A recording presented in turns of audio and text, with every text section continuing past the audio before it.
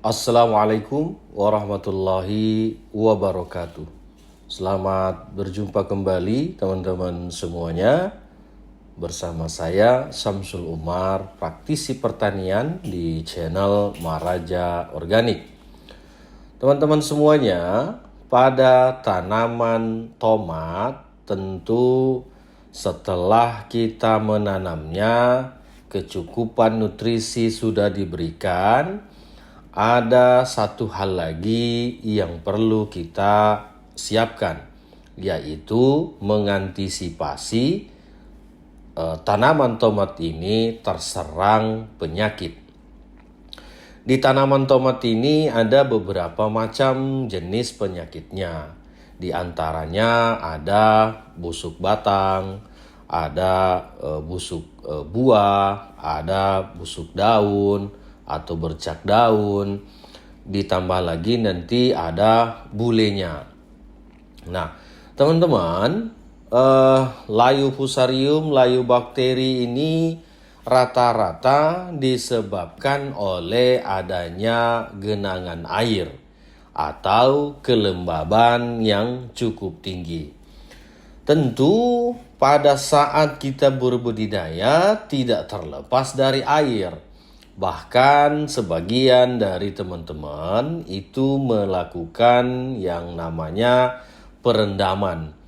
Nah, teman-teman, jangan heran ketika di musim kemarau atau pada saat kita misalnya merendam bedengan kita, tidak lama kemudian terjadi layu fusarium atau layu bakteri, terjadi bule atau antraknosa, terjadi busuk batang atau busuk daun atau busuk buah seperti itu.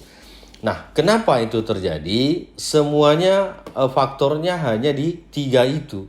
Antara jamur patogen, bakteri patogen ataupun virus. Nah, teman-teman, hanya 2 saja penyebabnya dari beberapa macam penyakit ini, hanya 2. Genangan air atau kelembaban tinggi, yang keduanya karena terlalu banyak rumputnya. Jadi rumput atau gulma juga ini sangat berpengaruh pada tanaman tomat kita agar selalu kita bersihkan. Dia sebagai vektor juga, sebagai penyambung dari penyakit-penyakit ini. Oleh karenanya tomat ini sedia mungkin harus dibersihkan dari gulma-gulma yang ada di sekitaran tomat ataupun di sela-sela bedengan. Nah, dari pengalaman kami dalam berbudidaya tanaman tomat, kami selalu memberikan mulsa organik. Kami tidak menggunakan mulsa plastik. Kenapa begitu? Walaupun kami bisa beli, mulsa plastik ini kami bisa beli. Tetapi kami berupaya dengan menggunakan mulsa organik ini, bakteri-bakteri ataupun jamur-jamur perombak bahan organik itu ada di areal tanaman dari tomat tersebut. Nah, karena kenapa? Kalau kita misalnya menggunakan jerami, daun bambu ataupun gulma-gulma yang sudah mulai lapuk itu, secara tidak langsung bakteri perombak bahan organik ini akan berada di areal tanaman kita, sehingga kita tanpa sengaja sudah melindungi tanaman kita dari serangan jamur ataupun bakteri patogen. Teman-teman sekalian, ketika misalnya mulsa organik ini atau jerami, daun-daunan ini sudah lapuk, maka tentu bakteri-bakteri sudah akan bermacam-macam jenisnya di dalam tanah kita. Selain itu juga kami selalu mengaplikasikan. Jadi teman-teman, saya walaupun ada produk pestisidanya, kami membuat pestisida nabati, tapi itu kami gunakan hanya pada saat sudah tidak bisa tertanggulangi. Lalu apa yang kami sering berikan? saya pribadi ketika berbudidaya tomat, cabai, jagung, ataupun jenis-jenis tanaman yang lain, itu hanya menyemprotkan setiap 5 hari, 6 hari dari tambahan garam krosok. Jadi di media tanamnya ini sudah kita kasih garam krosok. Nanti pada saat kita melakukan pemupukan apapun, kita tambahkan lagi garam krosok. Nah, itu tentu dosisnya rendah saja, apalagi tanamannya masih muda. Terus pada saat kita melihat tanaman kita ini cuaca misalnya ya, kita lihat cuacanya lagi mendung, banyak intensitas hujan. Nah, maka diupayakan 2 hari atau 3 hari sekali kita melakukan penyemprotan dengan garam krosok saja, sambil mencuci air-air hujan ini yang menempel di daun tanaman kita. Kenapa? Karena kalau misalnya hujannya ini hujan asam, maka potensi untuk jamur patogen atau bakteri patogen ini yang dibawa oleh percikan air, atau misalnya dari nematoda, atau misalnya dari angin, dengan kita menyemprotkan ini ada tambahan garamnya, maka si patogen ini itu tidak akan membelah sel, tidak akan merusak pada daun, tidak akan merusak pada batang ataupun dari buah tomat kita. Nah, teman-teman, ini ilmu murah saja. Ini bukan ilmu mahal. Nah, kenapa saya bongkar? Kenapa saya beritahu ke teman-teman? Lakukan hal itu dulu. Kami ini pembuat pestisida. Kami ada produk pestisida. Tapi kenapa kami bongkar rahasianya? Karena kami ingin kalau misalnya petani menggunakan pestisida, itu sudah jalan terakhir. Nah, tapi kalau masih bisa dikendalikan dengan garam krosok saja, cukup itu. Kalau misalnya mau menambahkan sedikit cuka, boleh. Pada menambahkan misalnya dalam 1 tangki, berikan 5 sendok garamnya. Nanti berikan 10 mili cukanya. Nah, itu mau cuka apel atau cuka dapur itu nggak ada masalah. Jadi homogenkan, dicampur, lalu disemprotkan ke tanaman tomat kita. Teman-teman, semprot dari mulai batangnya, daunnya, dahannya, rantingnya, sampai ke buahnya. Nah, itu bisa menjadikan tanaman kita terhindar dari yang namanya antraknosa atau bule, layu fusarium, layu bakteri, terus misalnya bercak daun, karat daun, itu kan. Itu bisa semua teratasi. Tentu itu dilakukan sebelum ada serangan yang dahsyat atau serangan yang kuat. Kenapa begitu? Karena teman-teman, seyogyanya patogen-patogen ini, jamur bakteri ataupun virus, dia hanya akan membelah sel pada pH yang diinginkan. pH yang diinginkan itu selalu di pH asam, apalagi berhubungan dengan jamur. Nah, begitu kita memberikan menyemprotkan dengan ada tambahan garamnya, dia tidak bisa membelah sel, bahkan dia bisa mati. Gitu teman-teman. Jadi kunci rahasianya ini itu setiap misalnya 5 hari, 6 hari itu lakukan penyemprotan dengan garam krosok saja.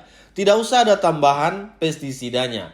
Nah, yang kedua, ketika kita misalnya intensitas hujan ini tinggi, misalnya hari ini hujan, besok hujan lagi. Nah, upayakan di sela-selanya itu lakukan penyemprotan dengan tambahan garam krosok untuk mencuci air hujan yang menempel di daun itu.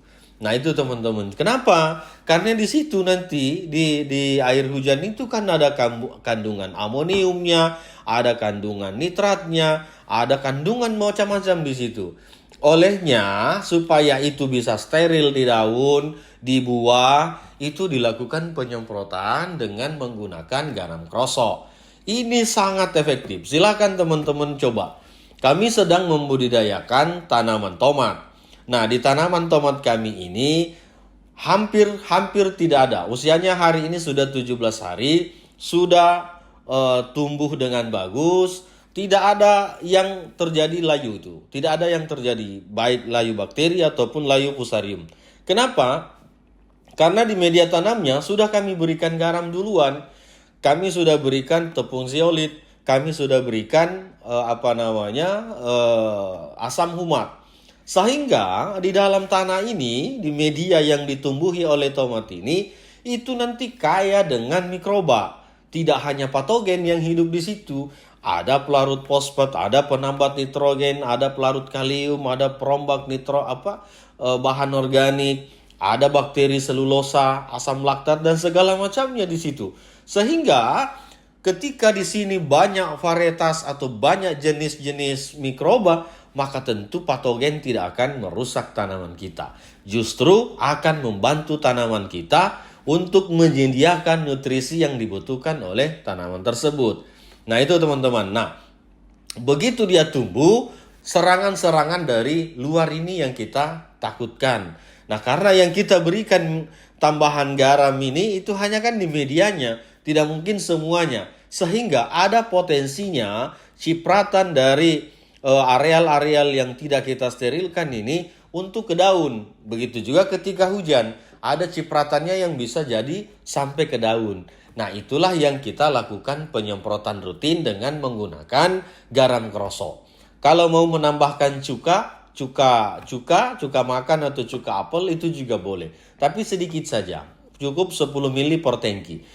Selebihnya berikan garamnya itu 5 sendok. Jangan lebih. Ini saya ingatkan, jangan lebih. Karena kalau lebih, daun tomatnya bisa gosong.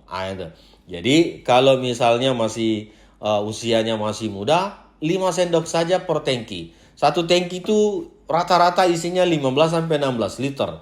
Olehnya dengan kita memberikan 5 sendok itu cukup. Nah, teman-teman, budidaya tomat ini sangat simple, sangat mudah. Tetapi kadang-kadang karena kita tidak tahu ilmunya, sehingga menjadi sulit. Pengendaliannya sulit, belum lagi nanti busuk batang. Nanti ada lagi layu fusarium. Ada lagi penyakit antraknosanya atau bulenya. Nanti terjadi lagi karat daun. Nanti terjadi lagi busuk batang, busuk ranting gitu kan. Nah, ini kalau Anda mengerti, Anda paham, dengan garam krosok saja tuntas semua penyakit itu.